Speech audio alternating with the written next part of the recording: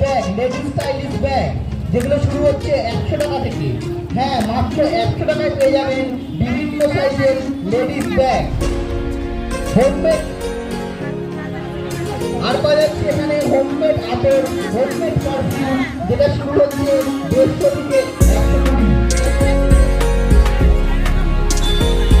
Homemade আতর এবং homemade perfume পেয়ে যাবেন মাত্র 120 তে।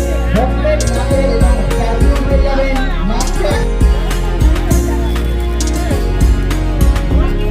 কটন নাইটি এখানে পেয়ে যাবেন এই গরমে একটায়।